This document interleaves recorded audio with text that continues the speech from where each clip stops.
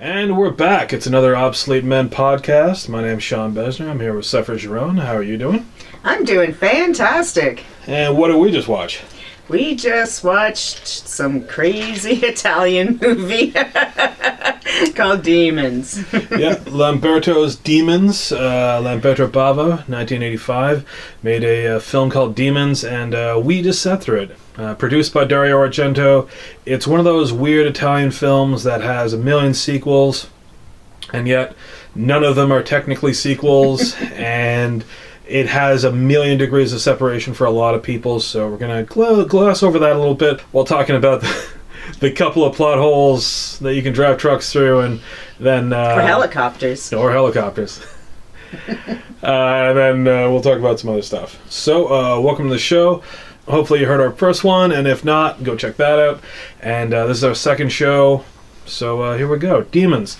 Made 1985, as we said. Lamberto Bava, son of famous director Mario Bava, who I really like. Produced by Dario Argento, co-written by Dario Argento. It's a pretty big landmark when it comes to Italian scary. And the plot suffers a lot, especially when you watch the English translation, because there are whole scenes where the English translation, you can tell, is just brutally killing this thing. There's lines that make you laugh because that's the most absurd thing you've ever heard, and it just, there's no exposition, like there's no story, like there's no continuous story. You're left wanting a lot from this film. Is it still good? Yes. There's a reason that it keeps getting re-released. There's a reason that it was so well known. There's a reason that there's 7 movies trying to tie into it. There's a lot of reasons to like this film, but it's also bad. So let's talk a little bit about that. The plot of the film is a man is giving out free movie tickets, and so as one would, a group of people go to see. And unfortunately, a girl is silly enough to put on a mask that happened to be in the film. She was scratched by said mask, and then instantly she is, well, not instantly, but she is transformed into a demon, and then, all hell breaks loose. Quite literally. Nice segue, thank you.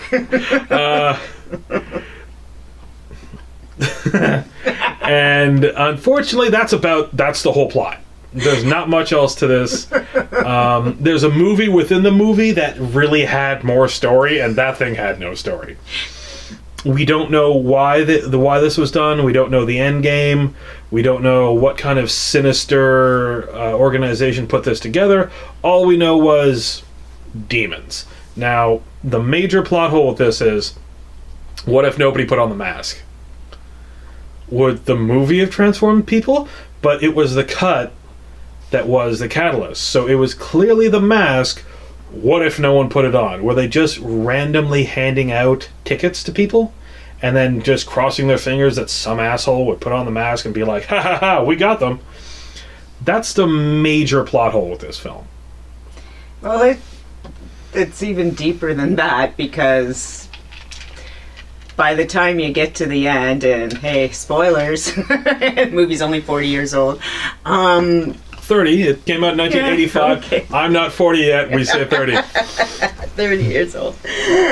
But the thing is, nobody outside of the movie theater put on the mask yet.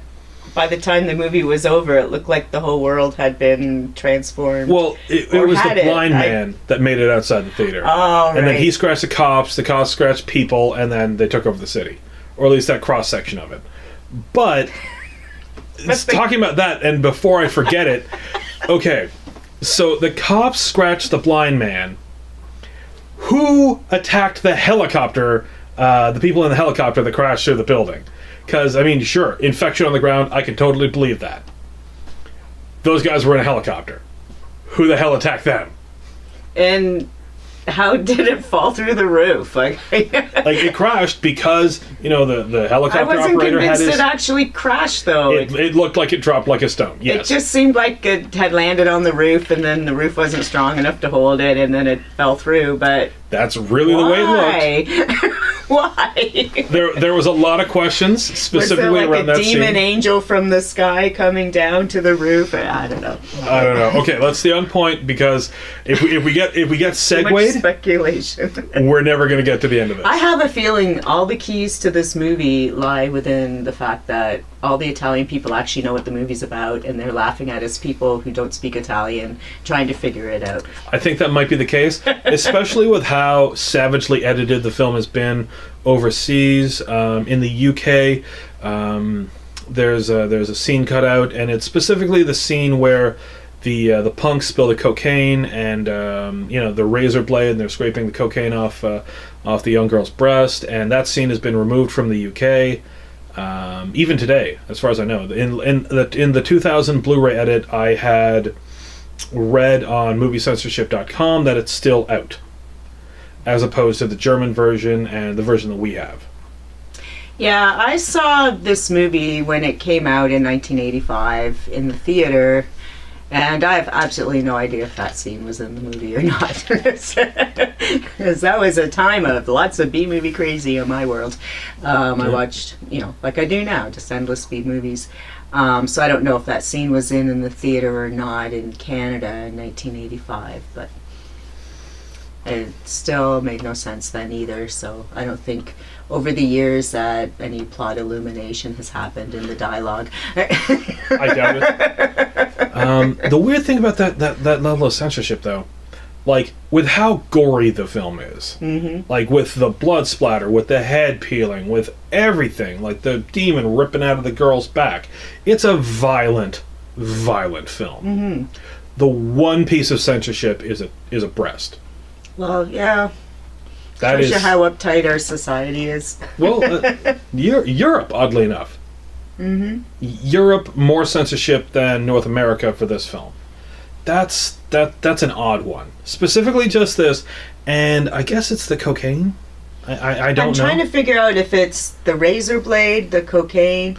We know it's not the naked breast, because we see lots of those in B-movies. Everyone likes naked breasts. And maybe the fact that she gets cut, but even though they don't really dwell on the cut with the razor. No. And yeah, I don't know. It's a really they odd don't even piece of snort censorship. it off her breast or lick it. Like that would be, instead of razor blading, you think they'd lick that cocaine off, but you know, they don't seem to have that. But that's par for the course in a lot of films. I mean, I've seen films where it's like they're doing cocaine off a young woman's breasts, and that's par for the course. So it's a really weird bit of censorship. Or Wolf of Wall Street. Yeah. But there's no razor blades, right? No. So it probably has to do with the razor blade and the fact that they do cut her. I guess, and it's the only piece that is just one of those like weird little bits of trivia where you're like, huh, that's odd. Now, some of the other bits of trivia is... The censorship in the 80s was odd. The 80s were odd, period. I did a lot of panels on it as a writer, and I'd be in the United States doing panels on this as from the Canadian point of view. And yeah, the 80s was crazy with the censorship, because we could see things in Canada the States couldn't see, and vice versa, and you couldn't bring things across the border. And even now in Canada, we can see like asses on TV, but apparently in the States they can't. And here, at strip clubs, you can have, we have full nudity in Canada. That's why you go to a strip club as far as we're concerned in Canada. But in the States, I've heard you have to leave either the top or the bottom on. You don't have the full nudity. And I believe you have to have pasties. Yeah, like a top or a bottom, right? So if you have your breasts exposed, you have to wear pants. And if you have your bottom exposed, you have to wear the pasties or whatever. Yeah, so I guess all these weird censorship rules, maybe they just took out that scene to appease people, but left it. I don't know. None of these rules make sense to me. They're all just so arbitrary. I don't know. The only rules that ever made sense to me for censorship were the Hays Code. Not that they ever made sense. It's just you could look at them and be like, oh, okay, those were across the board. Whereas censorship nowadays is very odd. Like the Hays Code, I believe it's called the Hays Code. I can never remember. I want to say the Hays Code. I might be wrong. It's that weird set of hardcore censorship that came out after Little Caesar and the Public Enemy in the 30s, and that was the thing that dictated that you couldn't show a toilet. All married couple have to be in separate beds. And one of the weirder ones was, I just thought of it. Oh yeah, all the good guys had to win. The good guys had to win. No Star Wars in those days. No. I know. And by the 1960s, the European market was killing the U.S. market for like unique and more interesting films, and so they had to abandon the code. And it later came the FCC, which was a lot less stringent. But I mean, even today, it's still pretty bad. But I believe it's called the Hays Code. I'm going to feel really dumb if it isn't. There is a Hays Code. Oh, thank God. I just don't know what it covers. I don't know if I... Is it film censorship? That's all I need to know, because if it isn't, I'm going to feel really dumb really quick. I am looking it up. 1930-something. And, oh my God, if I had glasses on, it'd be easier. A code to govern the making of motion pictures. Yes, thank God, it was the Hays Code. Moral guidelines from 1930 to 1968. And I'm going to see if they have the little tidbits like you were talking about. Do's and don'ts and blah, blah, blah. Yeah, it is the Hays Code, but I won't sit here and read Wikipedia to our listeners. But anyway, we segued enough. Let's talk a little bit more about the film. Oh, profanity. Oh, yeah. Can't say God, Lord Jesus. Now, the cast in this is not huge. There's a few little tidbits that are interesting, like the guy who plays George is. I apologize. I'm going to mangle names. It's in Italian. I'm not going to get them right. It's a pile of vowels or consonants. I'm sorry, and I admit this ahead of time. His last name is Barberini. Urbano? I want to say that, but I wrote it down poorly. Urbano? He is the lead in the cult film Gore and then Outlaw of Gore. These were like big, huge, well, not big and huge, but these were really... Oh, they wish. They were fantasy films that came out following the craze of Conan, and the Italians really loved their sword and sandal films, so these things became pretty big, and this guy would eventually star in them, and this was one of his first films. And that's about it for big starring roles.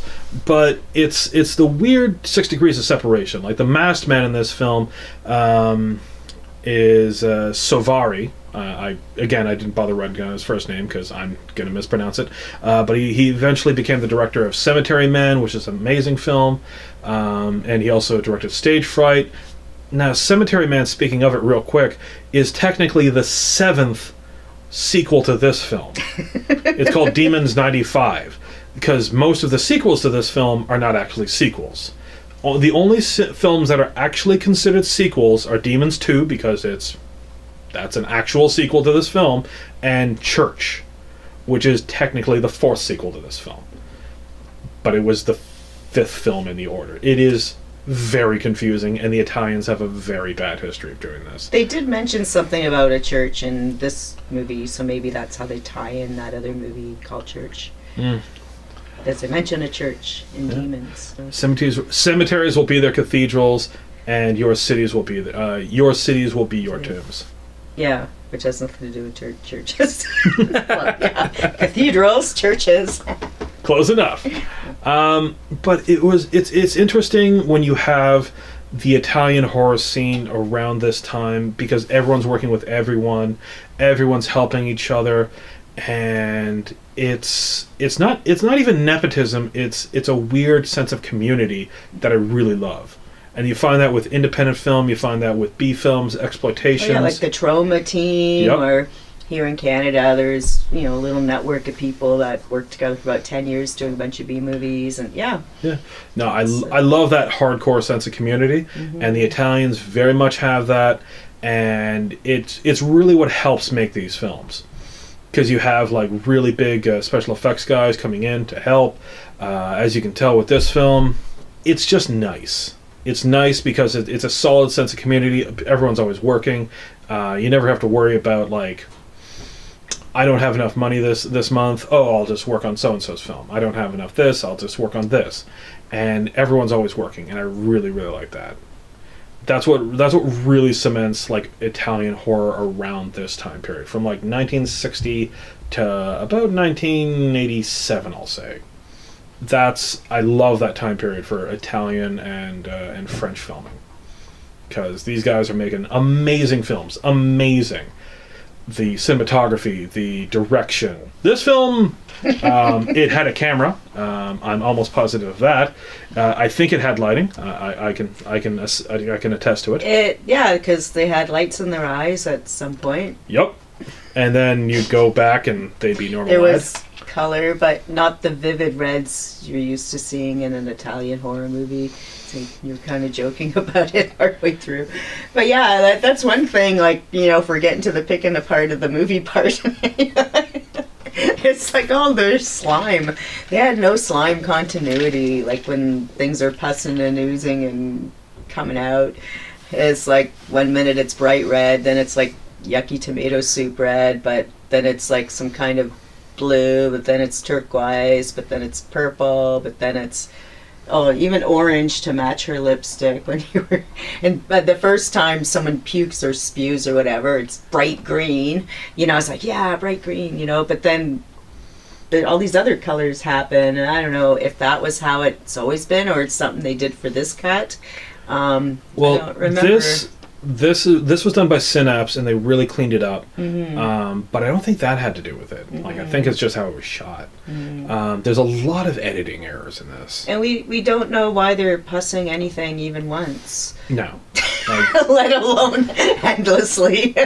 Why they're getting the zits. And I have a question. Okay, I'm just cutting right to the questions. Maybe you can answer this question. I will try. Because you know so much more than me about how the sense of these movies. Okay, so, and you already mentioned this anyways. So all these, you get bit or scratched by the demon and you turn into a pus ball, and it's like the zombie idea, whatever. But then there's that one girl who has gives birth to it, like the demon just bursts out of her crawls out of her back. So there's a demon within the person, but everyone else just becomes a demon. So and I guess that's King Demon running loose or whatever, but why? And who was that? And of course we never know in any of the sequels, because I've seen many of these sequels. I know. Well, Sephera, I'll let you know why. I have no idea. There is no explanation for that. Maybe it's because she got hit in the head with an air grate. I honestly don't know. The girl had her head smashed in, and so apparently the only way out for that demon was out through her spinal column, and so that's where it decided to go. However, how it managed to claw its way out by like opening her back and then crawling out, was there a pit to hell in her? Like, is her back the fourth dimension? Like, there are a lot of problems. So many questions. It's a very cool scene, but it's so many questions. Oh, don't get me wrong. I love that scene because, like, the hands ripping at her back. Yeah, it's so cool. Great special effect. I will never deny that this special effect doesn't look amazing. Yep. But why? But what the fuck? What the hell, people? Why is she special? Why was that demon special? Because nobody else had a demon burst out of them, did they? Nope. They just became the demon, right? Like get the long claws and the pussy face, and then the eat or smash or whatever, and I don't know. You get the instant infection from the wound. So the first one, I guess, is she puts on the mask and gets the blood dot, which matches the blood dot on the screen of the movie within the movie. And then the guy in the movie goes on a rampage with a knife. She turns into a demon. Okay. I honestly don't know. And then why is there a blind guy at the movie? Apparently that was there for irony. I think it's irony, literally. Irony.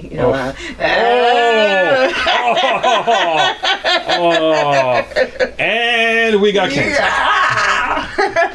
No, and then so many questions about the blind thing, because I like you, I thought he was with his wife and then the wife's cheating on him in the curtains, but then he said something about his daughter, but I think that's just bad translation. Well, he said it was his niece. Or my niece. I know he said my niece. Yeah, but that didn't make was any he sense. with other people? No, he wasn't with any other people. We've seen this movie more than once, but I don't recall. He was up in the balcony. He was there with the woman who we presume was his wife or caretaker or whatever. But they seemed coupley. Yeah, they seemed very coupley. I feel like rewinding and looking for wedding rings, but that's not going to help us anyways. No, not this one. They're Italians. So yeah, there's. And then for some reason, even though he's blind, he gets his eyes gouged out. Like, what the fuck? That's the, I guess that's the double, triple irony. And then he doesn't turn into a demon for quite some time, and his eyes don't bleed either. Like, once his, nothing really bleeds. And then he goes outside and becomes a demon. It's just makes... When you see the trip that the Coke punks make into the theater, to know that the blind guy stumbled his way out through that, what the hell are the odds on that? And how did the blind guy get away from him? Oh, maybe I wasn't paying attention, but how did he get away from everyone, whereas none of the people who can see, hear, or think can actually figure out how to get out of this theater? Exactly. And the people who can see and are not turning into demons looked around for an exit. The blind guy managed to find it?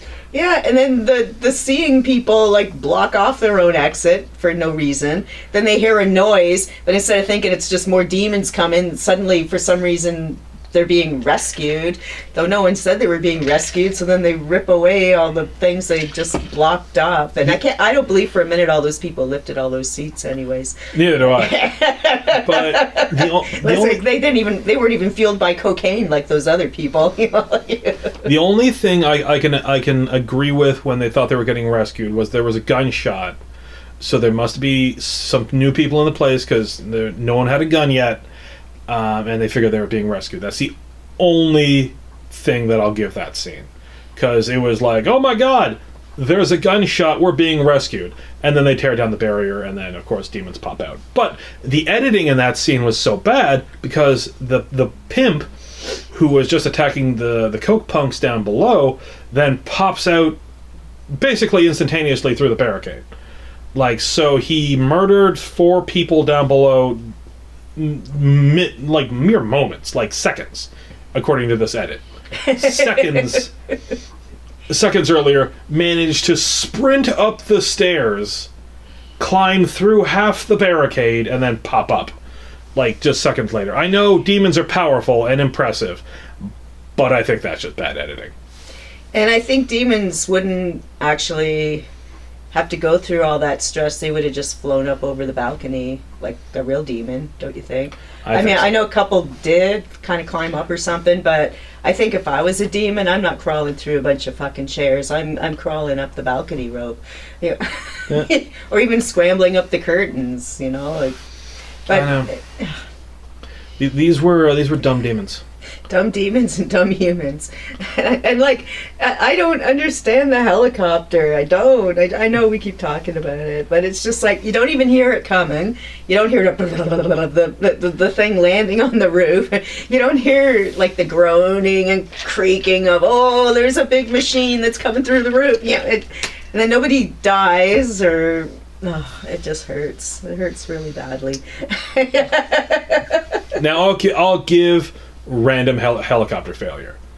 It apparently they were hovering above the theater, and because the theater's a portal to hell, so we can give it that it was magnetically drawn to the portal, so we can progress the plot. I'm going to try and break it down. I think I have one. Okay, so these guys, because they have a harpoon gun in the back of the helicopter with a grappling hook, are either police and or search and rescue. This is what I'm going with. Now, they're hovering above the theater because this area is ground zero for demons. Sephera's looking at me like she doesn't believe this. No, I'm working with your theory because we need one. And it happens to be hovering just above the theater when a demon, I can only presume, driving a car like Vin Diesel from a terrible Fast and Furious movie, leaps off something, flies up in the air, dives out of the car, eats them without the helicopter moving, and then it falls. Because how the hell did those 2 idiots die in midair? it is bugging the shit out of me. Yeah. And they were all ripped apart. Like, Yeah. they were eaten by demons. There was brains. Yeah. There was full-on brains. So we know demons were in the helicopter, which is why it crashed magically onto the building. Yep. So that is the only theory we have. So if anyone has a better theory than that, please tell us in the comments or send us an email when we eventually get an email for this show. I'd really appreciate it. I want to hear your most insane reason that helicopter was there.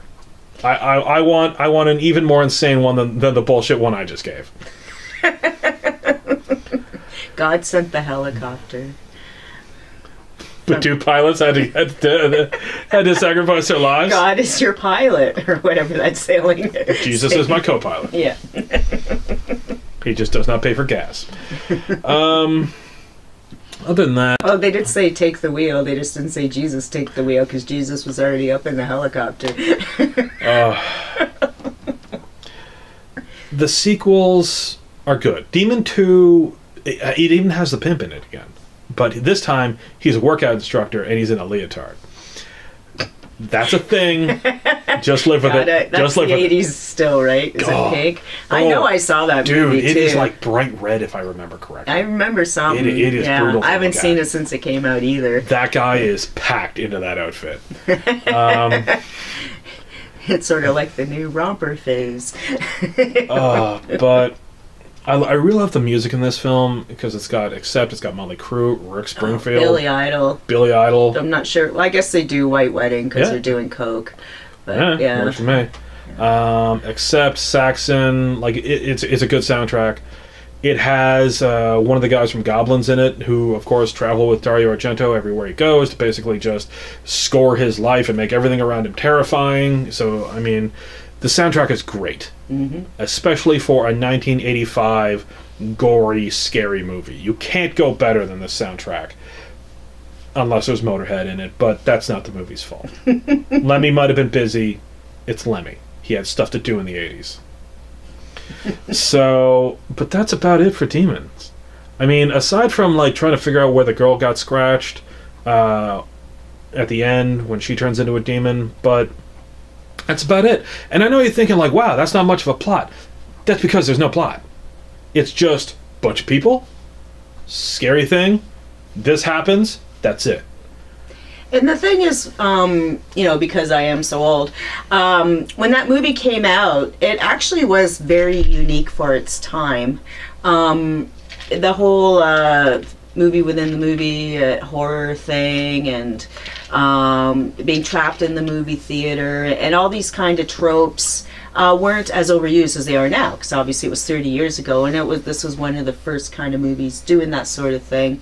At least in my experience as someone who was at that time just getting into B movies, and but now, of course, a lot of the ideas they explore in this movie, whatever ideas those may be, a lot of those ideas and tropes and ways to build suspense are way overused. Yeah. Like, when they're in the tunnel, and a spoiler, and we're kind of laughed at it, where the two people are crawling through the air vents, and then he's like, oh, the sound's behind us, and then you see a close-up of the claws, and then, oh no, and then he makes the girl go in front of him, and then it's like, oh no, how is the sound coming from in front of us? And meanwhile she's the demon, but they cut it so badly that when she's crawling, like, you see the close-up of the claws of whatever's in the shaft with them, like an Alien movie or whatever, but then when you see them crawling together, she doesn't have the crazy claws. So then when we get this shock of, she is the transformed demon, it doesn't make sense that he's hearing the claws behind and then in front, unless in the long shot, if we could have seen, for those of us that are observant and looking for it, could see that she had some claws. The Not same as they do in... Those people with eyes didn't miss that. Because they're showing close-up of, like, these giant lizard claws, and then she's crawling along with her human hands, you know, like... But yeah, that's the fun of B-movies and continuity and paying attention or not, or whatever. Continuity, fuck that shit. But they use that, but I guess my point is with that, they use that kind of idea, Jurassic Park movies and so on, but you know, that all came from this movie, which of course stole it from movies before it. But for me, you know, like, because it's colorful, it's 1985, it, you know, it was a modern thing back then. But yeah, now, you know, kids these days will look at this movie going, oh man, everybody knows about you put on the mask and this, and everybody knows about, you know, but it's like, but it came from this, and movies like this in the 80s and 70s. So people, well, that's why we're doing this podcast, to educate people where all these ideas came from. They all have a genesis and a historical value. Well, kids today are watching The Bye Bye Man, apparently in droves, and if they watch this movie, they'd probably shit themselves. So, kids, go out and watch this movie, and then prepare an extra pair of pants, because if the only scary thing you've seen is The Bye Bye Man and it actually scared you, well, A, I feel terrible for you, and B, what the fuck are you doing listening to this podcast? So, hopefully, you didn't just get offended by what I just said, and if you did, well, fuck you, because if you like The Bye Bye Man, I don't care. I haven't seen it, so I can't comment. It was a thing. It sucked. I don't even want to talk Maybe about we'll have to watch it and do it. I refuse. Not wasting a podcast on that. Nope. This is the only mention the Bye Bye Man will ever get, aside from me just making reference to it as just, wow, that sucked. But if you saw the Bye Bye Man and you were like, man, that sucked, hopefully this podcast will lead you to some good films down the road when we talk about them, and fingers crossed, because there is good horror out there. There's always good horror. There's always new and great horror coming out. Mainstream horror isn't horror anymore, and here's one of the main reasons why mainstream horror isn't horror anymore. Friday the 13th. They were actually going to be doing the new Friday the 13th, and it wasn't part of the reboot where Jason kills people because of pot. It was Friday the 13th because it's the 13th movie, and a lot of people were excited for it. I was excited for it because I love Jason. Aside from Jason Takes Manhattan, because that movie sucked. I love slasher films. Slasher films are great, especially Jason Voorhees. He's a big undead monster, hockey mask. Like, if you think horror, you think hockey mask. That's how influential Jason is. So they're getting all set to do this film. It's principal photography in like 6 weeks. The new version of Rings comes out. It bombs. Why? Because it's badly written. It's badly acted. No one cared. And then they go, oh, people don't like horror, let's cancel the new Friday the 13th. That is why horror isn't horror anymore. Because they don't know what they're doing, they're losing a lot of money, and it's very, very stupid. Like, you can print money with Friday the 13th. You can print money with the likeness of Jason. They're coming out with a Friday the 13th video game that looks great. They made dozens of cameos in Mortal Kombat films, and just, you can print money with this character. I have a stuffed version of him hanging on my wall 10 feet from us. I paid good money for it, at least $40. You can print money with this character, but they don't. They just look at it and go like, oh, it's not popular. It's because you make shitty films. Maybe Netflix will pick it up. They're picking up everyone. Hope. That or Amazon, because Amazon's doing some good stuff too. Mm-hmm. Because yeah, it's if they make a good Friday the 13th, there's no reason that it wouldn't make money, because, like you said, huge fan base. It's iconic. You know, we all know what to expect and what we want when we see those movies. And yeah, Get Out just did really well. Yep. That was a surprise hit, which, as we, on our first podcast, I said, wow, it's just like this crazy social movie we just watched. And so you'd think that would be an inspiration to bring some Friday the 13th back into our lives, but and maybe someone will, now that this is happening. I have high hopes for the Netflix people, because apparently last night, and this will date the podcast, but the new Twin Peaks came out. I haven't sat and watched it yet, but people, I have about 4,000 Facebook friends, and most of them are horror fans, and I would say 80% of the people loved it.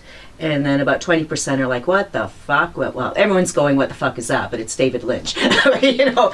But, you know, it looks like this is a winner. And people have already watched 4 episodes of it. And they're just going nuts. And so this bodes well for the horror field, in my opinion.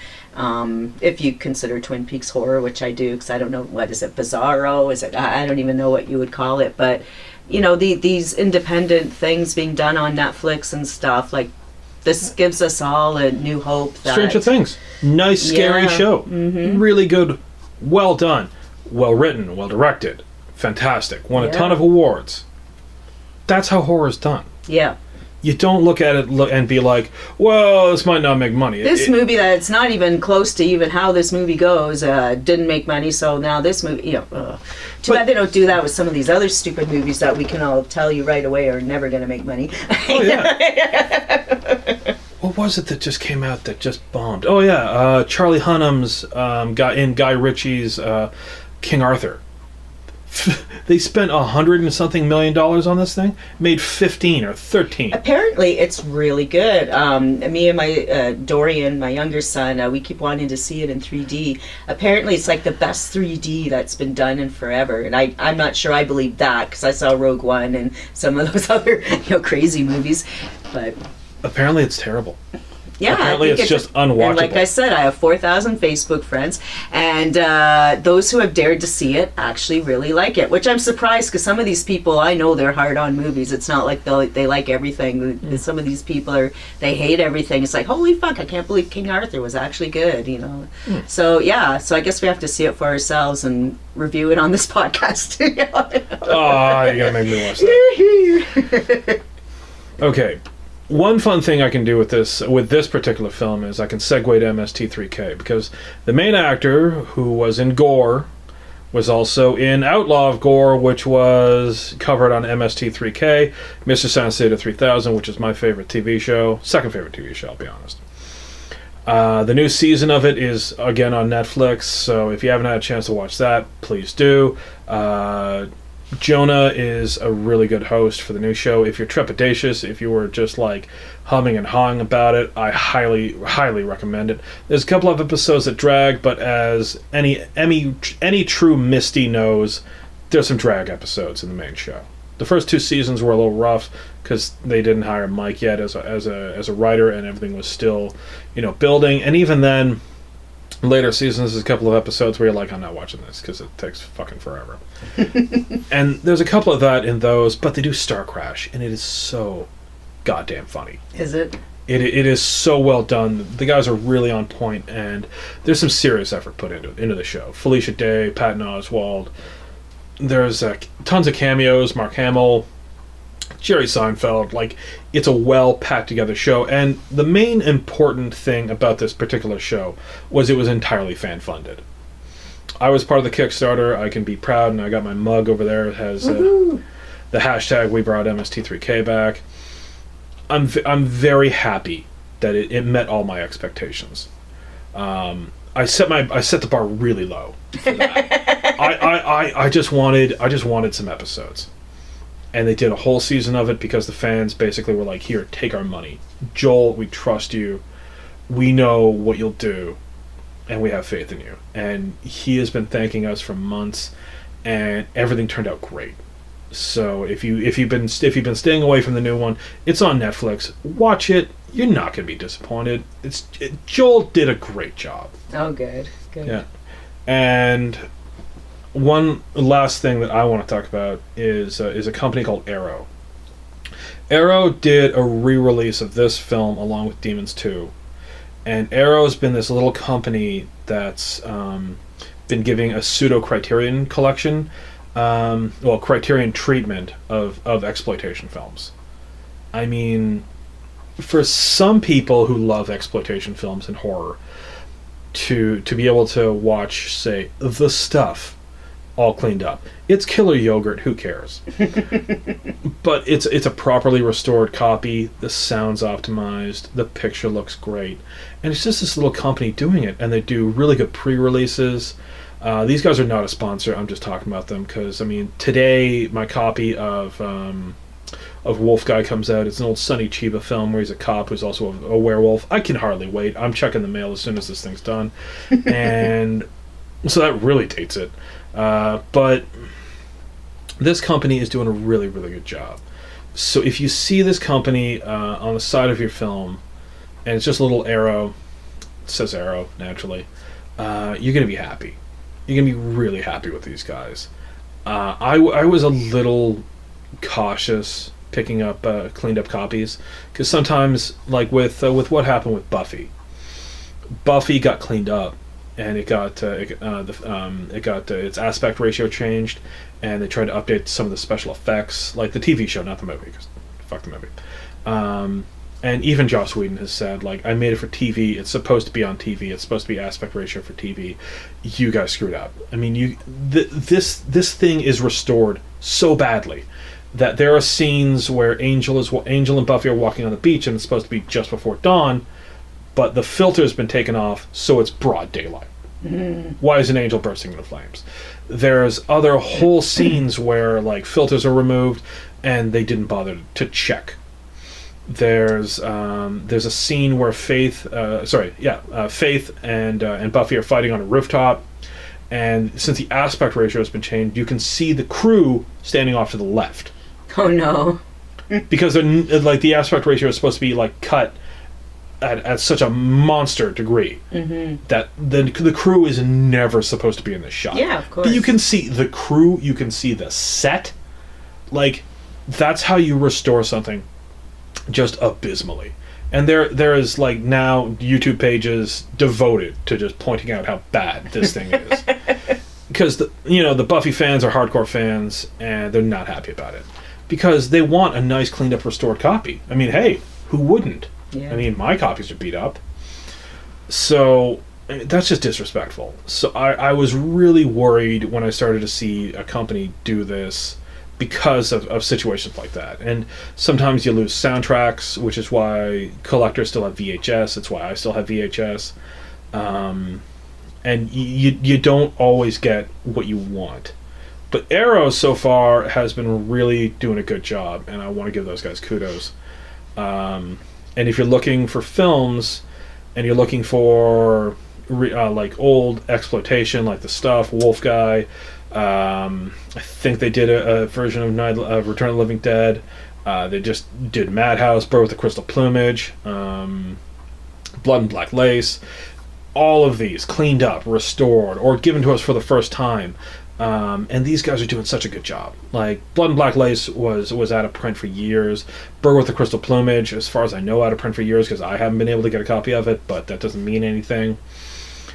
These guys are doing a really good job. And they give us new cover art, and I have to say, really good job, guys. I know they're probably never going to hear anything about this, but I mean, hey, it's 5 minutes, and if you listening to this are like, well, I'm staying away from it because I don't know what this company does, there's at least one person saying they're doing a goddamn good job. Yay! Yeah. So, do you have anything else to talk about? Demons. My brain hurts from that movie. I will say, though, that, like, when I did see that movie back in 1985, it was one of my favorite movies for years. Even though I'd only saw it, I think, the one time. Maybe I saw it twice. Because, like I said earlier, it seemed new and different in a crazy way to see that in a movie theater in Toronto. It's pretty crazy.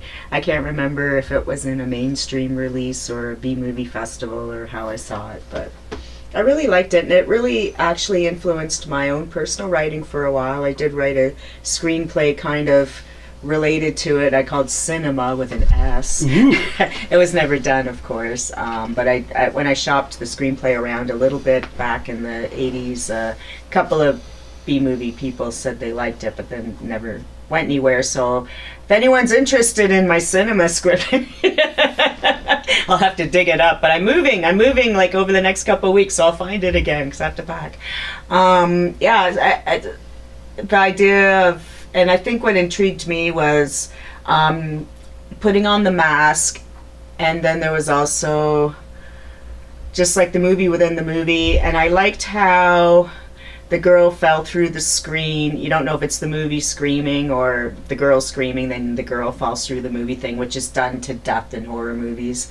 But I liked it because for me that was still kind of fresh, because I hadn't been, that was 30 years ago, so I hadn't been overexposed to that idea. Yeah, I think people should see this movie just because it's crazy. Just smoke a lot of weed before you watch it, and enjoy enjoy your demons and times, and let us know in the comments what your opinion of Demons was.